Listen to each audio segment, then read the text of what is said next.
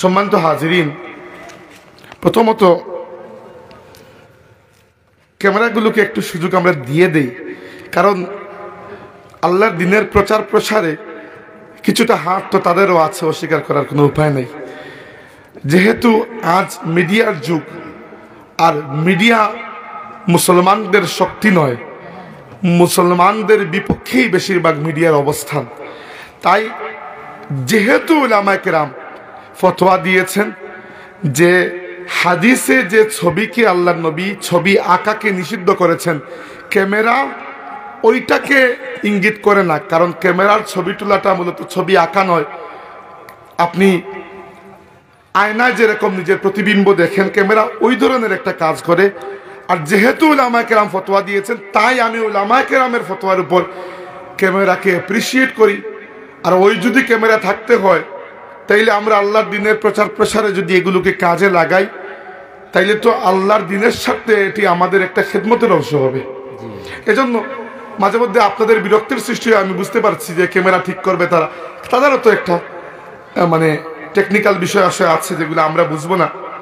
অতএব এই বিরক্তি আপনারা আল্লাহর ওয়াস্তে সহ্য করে নেবেন। যে কোনো মাহফিলে এটি একটা সমস্যার সৃষ্টি হয়, মানুষ অনেক সময় কমপ্লেন করেন যে ক্যামেরার কারণে আমরা দেখতে পাই না, এটা সেটা একটু সহ্য করে নেবেন। পরবর্তীতে হয়তো মাহফিলে আমি এমন একটা কথা বললাম, আপনার সুন্দর লাগলো, পরে আপনি কথাটি খুঁজে পাচ্ছেন না কোনো জায়গায়, যদি রেকর্ড থাকে পরে আপনি নিজেও বাজিয়ে দেখতে পারবেন। কিরকম কথা, চলে আসেন হারুন ভাই, চলে আসেন। জি আসসালাম আলাইকুম, জলিল ভাই চলে আসেন। না না, এটা চেয়ার দিয়ে দেন না ওনাকে। না, এটা ভালো জিনিস, এলাকার নেতার সাথে এলাকার মানুষের মহব্বত, এটি বোঝা যায় যে নেতা ভালো।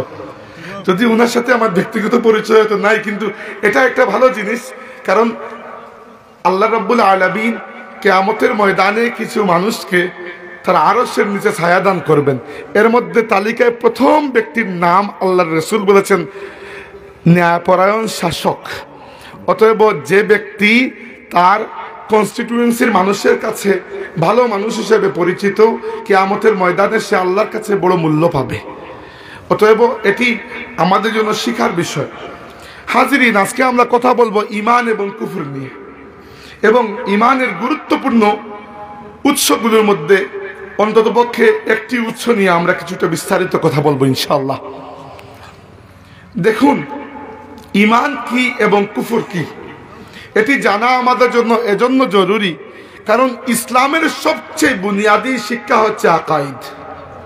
আকাইদ মানে হচ্ছে বিশ্বাসসমূহ, সেই সকল বিষয় যেগুলোর উপর আমরা ঈমান আনার কারণে মুমিন হয়েছি, সেই বিষয়গুলোকে আকীদা, বহুবচনে আকাইদ বলা হয়। একজন মুসলমানের সাহাবায়ে কেরাম এবং তাবেঈনরা বলেছেন যে আমরা মনে করি একজন মুসলমানের কোরআন শিখার আগে আকীদা ঠিক করা প্রয়োজন, কারণ আকীদা নষ্ট হয়ে যাওয়ার পরে একজন মানুষ কোরআনুল কারীম পড়েও কোরআনুল কারীমকে বিকৃতভাবে বুঝা এবং বিকৃতভাবে ব্যাখ্যা করার কারণে গুমরাহ হতে পারে। পৃথিবীতে কোরআনুল কারীমকে অস্বীকার করে এমন কোনো বাতিল ফিরকা পাবেন না। বাতিল ফিরকা পাবেন কোরআনকে অপব্যাখ্যা করে, অস্বীকার করলে তো সে মুসলমানই থাকতে পারবে না। অতএব যে কাদিয়ানীরা সর্বসম্মতভাবে কাফির, এতে উম্মতের কোনো সন্দেহ নাই, এরাও কোরআনুল কারীমকে অস্বীকার করে না, ব্যাখ্যা করার সময় উল্টা ব্যাখ্যা করে, কারণ এদের ঈমান কুফরের মাসলা ক্লিয়ার নয়, পরিষ্কার নয়। আজকে আমাদের আলোচ্য বিষয় হচ্ছে ঈমান এবং কুফর। ঈমান থেকেও জোর দিব আমি কুফরের উপর, কারণ খারাপ কোনটা এটা যদি জানি আর পরিহার করি, ভালোটা এমনিতেই চলে আসবে। হাজিরিন, ঈমান হাসিল করার পদ্ধতি কি যদি জিজ্ঞেস করি, প্রথমেই আসে ঈমান আসলে কি। ঈমানের একটা ছোট্ট এবং আমাদের সবার কাছে পরিচিত সংজ্ঞা হচ্ছে, উলামায়ে কেরাম বলেছেন আল ঈমানু তাসদীকু মুহাম্মাদিন সাল্লাল্লাহু আলাইহি ওয়াসাল্লাম ওয়া বিমা জাআ বিহি মিন ইনদিল্লাহ। ঈমান হচ্ছে মুহাম্মদুর রাসূলুল্লাহ সাল্লাল্লাহু আলাইহি ওয়াসাল্লামকে বিশ্বাস করা এবং তিনি যা কিছু আল্লাহর পক্ষ থেকে নিয়ে এসেছেন এই সব কিছুর উপর বিশ্বাস করা। আপনি প্রশ্ন করবেন, তাহলে আল্লাহর উপর বিশ্বাস করা কই গেল? আল্লাহর উপর বিশ্বাস করা, এই বিশ্বাস এই সংজ্ঞার মধ্যে খুব স্পষ্ট করে বলা আছে, আমরা খেয়াল করি নাই। কি জন্য খেয়াল করি না জানেন? কারণ ইমানকে একটু ভাঙ্গেন, বিজ্ঞানীরা যখন কোনো একটা বিষয় নিয়ে গবেষণা করেন তখন জিনিসটাকে ভাঙ্গেন, ভেঙ্গে ভেঙ্গে ভেতরে যান, ভেতরে গিয়ে দেখেন আসল বস্তুটি কি। আমরাও এই সংজ্ঞাটিকে যদি একটু ভাঙ্গি, তাইলে আমি যদি আপনাকে প্রশ্ন করি এই সংজ্ঞার আলোকে, যে আপনি যে কালিমা তাইয়্যিবা পাঠ করে ইসলামে প্রবেশ করেছেন, লা ইলাহা ইল্লাল্লাহু মুহাম্মাদুর রাসূলুল্লাহ, এই যে কালিমা অর্থ কি? লা ইলাহা ইল্লাল্লাহ, আল্লাহ ব্যতীত অন্য কোনো মাবুদ নাই, মুহাম্মাদুর রাসূলুল্লাহ, মুহাম্মদ সাল্লাল্লাহু আলাইহি ওয়াসাল্লাম আল্লাহর রাসূল, এই তো অর্থ, তাই না? এবার আমাকে বলুন, লা ইলাহা ইল্লাল্লাহ যে আপনি বললেন আল্লাহ ছাড়া আর কোনো মাবুদ নাই, কিভাবে এত আত্মবিশ্বাসের সাথে আপনি বলতে পারেন মাবুদ নাই? কত মাবুদ আছে? হিন্দু ধর্মে 33 কোটি মাবুদ, তাই না? হতে পারে এর মধ্যে একজন সত্য মাবুদ। আপনি তো রিসার্চ করে দেখেন নাই। 7 আসমান জমিন আল্লাহ সৃষ্টি করেছেন, কোন একটা চিপায় কোন একজন খুদা বসেও তো থাকতে পারেন। আপনি তো 7 আসমান দেখেন নাই, আপনি কিভাবে বিশ্বাস করেছেন আল্লাহ ছাড়া কোনো মাবুদ নাই? কার কথার উপর? আমি যদি বলতাম বিশ্বাস করতেন না। এত বড় গায়েবের খবর অন্য কোনো মানুষের কথার উপর আমরা বিশ্বাস করতাম না। আমরা এজন্য বিশ্বাস করেছি যে দুনিয়াতে হাজারো নয়, লক্ষ নয়, কোটি নয়, শত কোটি মাবুদ থাকতে পারেন। এমনকি মানুষ তার নিজের খেয়াল খুশিকেও মাঝে মধ্যে নিজের মাবুদ বানিয়ে নিতে পারে। কিন্তু যেহেতু মুহাম্মাদুর রাসূলুল্লাহ সাল্লাল্লাহু আলাইহি ওয়াসাল্লাম বলেছেন এক আল্লাহ ব্যতীত বাকি কোনো মাবুদ নাই, যদি তোমরা বানাও ওইগুলা মিথ্যা, ফলস, বানোয়াট। এই জন্য আমরা এত বড় গায়েবের উপর বিশ্বাস করেছি যে আল্লাহ ছাড়া কোনো মাবুদ নাই। বুঝতে পেরেছেন যে ইমানের আসল বুনিয়াদ কোন জায়গায়? আল ইমানু তাসদীকু মুহাম্মাদিন সাল্লাল্লাহু আলাইহি ওয়াসাল্লাম। ইমান হচ্ছে মুহাম্মদ সাল্লাল্লাহু আলাইহি ওয়াসাল্লামকে বিশ্বাস করার নাম। নচেত আল্লাহ তাবারাকা ওয়া তাআলার একটা লামসাম পরিচয় বলি না রাসূলের ভাষায়, এরকম পরিচয় সব মানুষের মধ্যে আছে। একেবারে আল্লাহকে চিনে না এরকম কোনো ধর্মের কোনো মানুষ পাবেন না। কিন্তু আল্লাহর সেই পরিচয়, যে পরিচয় সত্যিকার আল্লাহর পরিচয়, এই পরিচয় আপনাকে একজন নবী ছাড়া আর কেউ দিতে পারবে না। নইলে মক্কার কুরাইশরাও কিন্তু আল্লাহকে কখনো অস্বীকার করে নাই। তারা সৃষ্টিকর্তা হিসাবে আল্লাহকে বিশ্বাস করত, এমনকি মাবুদ হিসাবে আল্লাহকে বিশ্বাস করত, কিন্তু একমাত্র আল্লাহকে নয়, সাথে লাত, মানাত, উজ্জা এগুলোকেও বিশ্বাস করত। কোন জায়গায় ভেজাল? বুঝতে পেরেছেন? স্রষ্টা হিসাবে আল্লাহকে কেউ অস্বীকার করে না। এমনকি আমি যে বললাম হিন্দু ধর্মেও দেবতা 33 কোটি, এই দেবতাগুলো সব ঈশ্বর নয়, ঈশ্বর মাত্র 3 জন তাদের ধর্মে, ব্রহ্মা, বিষ্ণু, মহেশ। মহেশকে শিবও বলা হয়। আপনারা দুর্গাপূজা দেখেছেন কখনো? দেবী দুর্গার স্বামী হচ্ছেন শিব। হিন্দু ধর্মে আবার তাদের মাবুদ যারা, এদের পুরো খানদান আছে এরকম। আর আমাদের বিশ্বাস হচ্ছে লাম ইয়ালিদ ওয়া লাম ইউলাদ, না আল্লাহকে কেউ জন্ম দিয়েছেন, না আল্লাহ কাউকে জন্ম দিয়েছেন। আল্লাহর থেকে অনেক পাক, অনেক উপরে। তো দেখেন, একজন স্রষ্টার পরিচয় কিন্তু হিন্দু ধর্মেও আছে। ব্রহ্মা যিনি হিন্দু ধর্মের ভাষায় উনি সৃষ্টিকর্তা, কিন্তু তারা কি আল্লাহকে সেই সিফাতের সাথে মানতে পেরেছে যেটা আসলেই আল্লাহ সিফাত? মানতে পারে নাই, কারণ তারা নবীর দাওয়াতে বিশ্বাস করে নাই। এক্স্যাক্টলি খ্রিস্টান ধর্মেও আল্লাহ যে নাই তা নয়, তারা আমরা তো এক আল্লাহকে মানে, তারা 3 খুদাকে মানে, God the Father, God the Son আর গড দি হোলি গোস্ট। 3 জন। তারা বলে একের ভিতর 3, 3-এর ভিতর 1। তো দেখেন, লামসাম একটা পরিচয় কিন্তু আছে, কিন্তু আসল প্রকৃত হক পরিচয় নাই, কারণ নবীর দাওয়াতে বিশ্বাস করে নাই। তাইলে ইমানের মূল জল বুনিয়াদ হচ্ছে তাসদীকু মুহাম্মাদিন সাল্লাল্লাহু আলাইহি ওয়াসাল্লাম। এর আগে ইমানের পরিচয় ছিল তাসদীকু মুসা, এর আগে ছিল তাসদীকু ইব্রাহিম। যে সময় যে নবী থাকেন সেই নবীর উপর বিশ্বাস করাই ইমান, কারণ নবী আপনাকে আল্লাহর প্রকৃত পরিচয় দিতে পারেন, অন্য কেউ দিতেই পারেন না। রাসূল পাক সাল্লাল্লাহু আলাইহি ওয়াসাল্লাম মদিনা তাইয়্যিবায় যাওয়ার পরে খবর আগে থেকে তিনি নিয়েছেন যে মদিনার সবচেয়ে বড় ইহুদি আলিমকে। মদিনার 3টা ইহুদি গোত্র থাকতো। এক গোত্রের নাম ছিল বনু নাদির, আরেক গোত্র বনু কাইনুকা, আরেক গোত্র বনু কুরাইজা। এই 3 গোত্রের মধ্যে সবচেয়ে বড় আলিমকে, এটা খোঁজ নেওয়া দরকার, কারণ মাঝে মধ্যে আলিমদেরকে মানুষ এতটা চিনে না, ভাইরাল বক্তাদেরকে বেশি চিনে, তাই না? সব যুগে তো কিছু কিছু ভাইরাল বক্তা ছিল, কাসাস খামোখা কিচ্ছা কাহিনী বলে বেড়াতো, এটা ছিল। অনেক বড় বড় ওলামার কেরাম যাদের পায়ের কাছে বসে পড়ার যোগ্যতা এখনো আমাদের হয় নাই, কিন্তু আপনারা আমাকে চিনেন, ওনাদেরকে চিনেন না। মাঝে যুগটা এরকম, কি করবেন? এখন আল্লাহ রসুল খবর নিলেন প্রকৃতপক্ষে আলিমকে।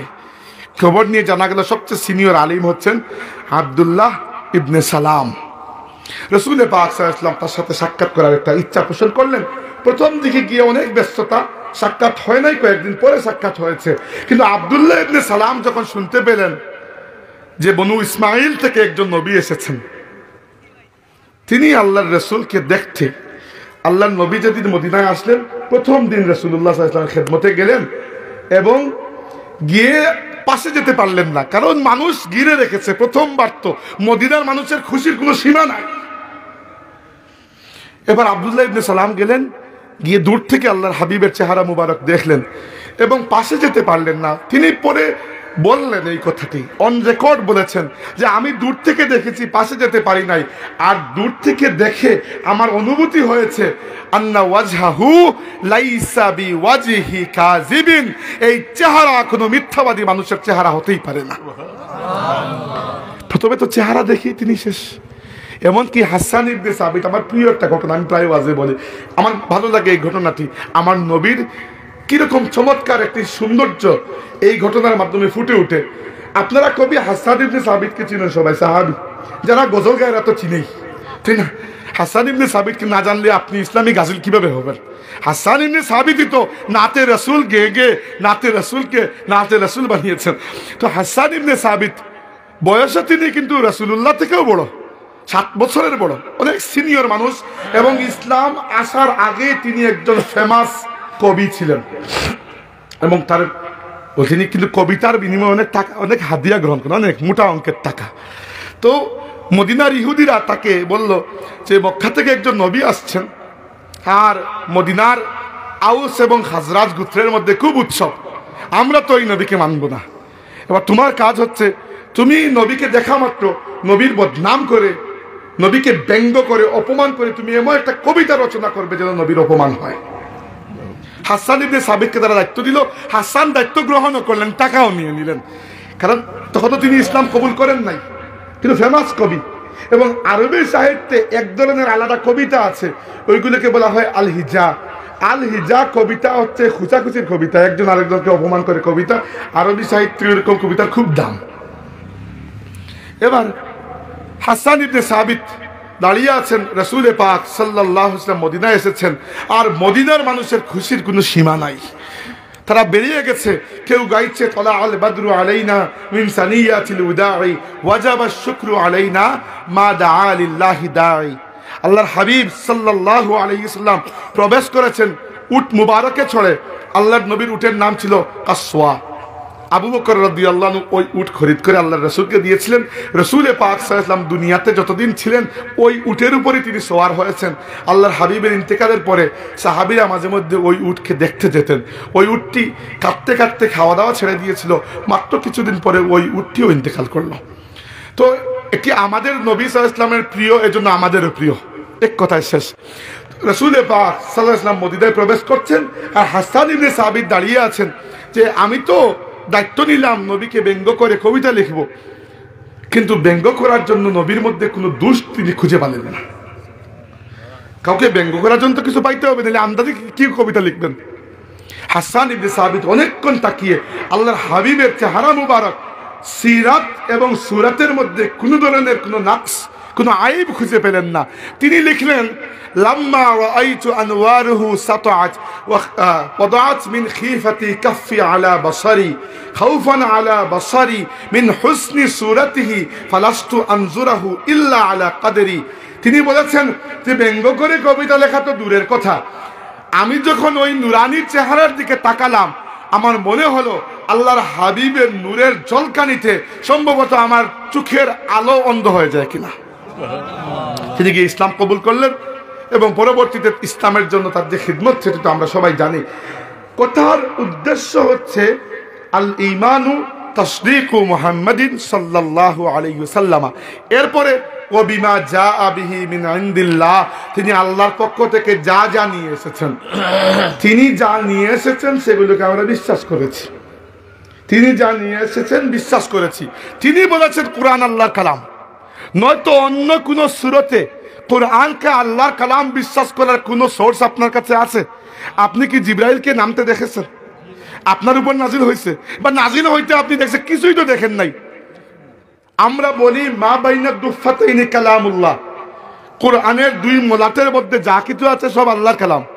মানে এর বাইরে আল্লাহর নবী যেগুলো বলেছেন ওইগুলোকে আমরা কোরআন বলি না, হাদিস বলি। এই পার্থক্যটা কে করলো? রাসূলই তো করেছেন। রাসূলুল্লাহ সাল্লাল্লাহু আলাইহি ওয়াসাল্লাম যেটাকে আল্লাহর কালাম বলেছেন ওইটা আল্লাহর কালাম হয়ে গেছে, আর যেটা আল্লাহর কালাম বলেন নাই ওটা তার নিজের হাদিস হয়ে গেছে।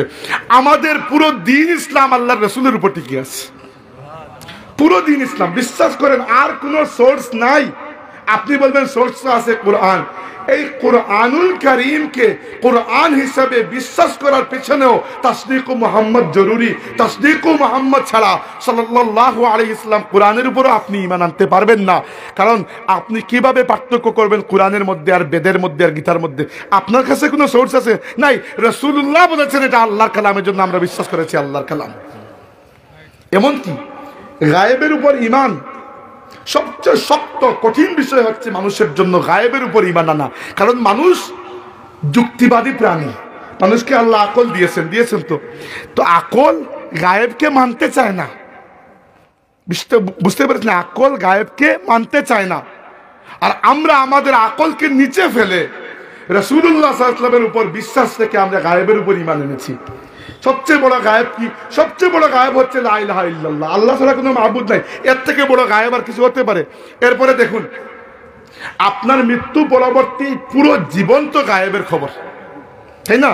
মৃত্যু পরবর্তী চলে আসুন, মৃত্যু পরবর্তী পুরো জীবন আপনার গায়েবের খবর। ওই যে কবরের আযাব সম্পর্কে আমরা জানি, কোনো মানুষ কি আপনাকে এসে বলেছে কবরে কিরকম আযাব হয়? না। এই যে আখিরাতের পুরো সংবাদ, আমাদের কাছে তো আখিরাতের পুরো রেকর্ড আছে, কি হবে না হবে, আমরা জান্নাত জাহান্নাম সবকিছু সম্পর্কে জানি।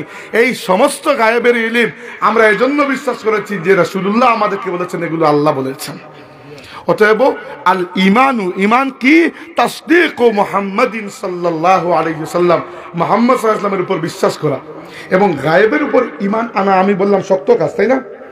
এবং এই শক্ত কাজ করার জাযাটাও বড় বেশি। হাদিসে এসেছে জান্নাতীরা যখন জান্নাতে চলে যাবে, আল্লাহ জাল্লা ওয়া আলা তাবারাকা ওয়া তাআলা জান্নাতীদেরকে জিজ্ঞেস করবেন, আমার বান্দারা তোমরা কি খুশি আমার উপর? জান্নাতীরা বলবে, রব্বে কারীম তুমি আমাদেরকে আযাব থেকে নাজাত দিয়েছো, মানুষের সামনে বেইজ্জত করো নাই, আর এত বড় বড় নিয়ামত দিয়েছো যেটা চিন্তারও বাইরে, আমরা খুশি হব না তো কি হব? তো আল্লাহ বলবেন, তোমরা কি এতটুকুতে খুশি?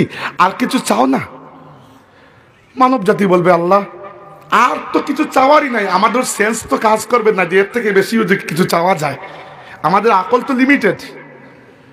আল্লাহ তাবারাকা ওয়া তাআলা তখন বলবেন, তোমরা কি আমাকে দেখতে চাও না? সুবহানাল্লাহিল আযীম। জান্নাতীরা জান্নাতে যাওয়ার পর হতভম্ব, আল্লাহ এটাও কি সম্ভব? আল্লাহ তাবারাকা ওয়া তাআলা তার নূরের হিজাব উঠিয়ে দেবেন।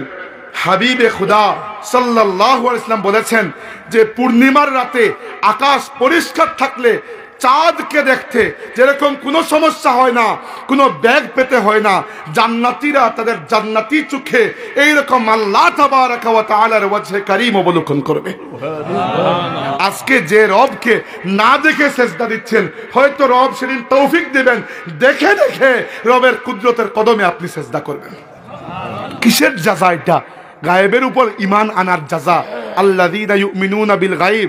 আর এই গায়েবের সমস্ত খবর আমাদেরকে দিয়েছেন রাসূলুল্লাহ সাল্লাল্লাহু আলাইহি ওয়াসাল্লাম। আমাদের সমাজে খালি আন্দাজি ফিতনা না বুঝে যে নবী গায়েব জানেন কি না, এটা নিয়ে নবী গায়েব যদি না জানেন তিনি নবী হতে পারবেন না। নবী শব্দটি এসেছে, নবী ইসমে ফাইল শব্দটি এসেছে নাবাউন থেকে। নাবাউন অর্থ হচ্ছে গোপন সংবাদ। নবী আপনাকে যে জ্ঞান দিয়েছেন, যে ধরেন উদাহরণস্বরূপ যে কবরে 3টি প্রশ্ন হবে, ওই কবর কি আপনার সামনে হাজির নাকি গায়েব? গায়েব। কেউ তো এসে বলে নাই, আপনিও তো ক্যামেরা ফিট করে দেখেন নাই যে কয়টা প্রশ্ন আসলেই হচ্ছে কিনা। কবরের আযাবকে দেখা সম্ভব? সম্ভব না। পুরোটা আলমে গায়েব। এমনকি রূহ জগতের যে খবর আমরা জানি যে আল্লাহ পাক আমাদেরকে রূহ জগতে বানিয়েছেন, পরে জিজ্ঞাসা করেছেন আলাস্তু বিরব্বিকুম, আমরা বলেছি বালা। কোরআন শরীফে এসেছে। এই কোরআন শরীফকে তো আমরা বিশ্বাস করেছি, রাসূলুল্লাহ এটাকে কোরআন বলেছেন এর জন্য।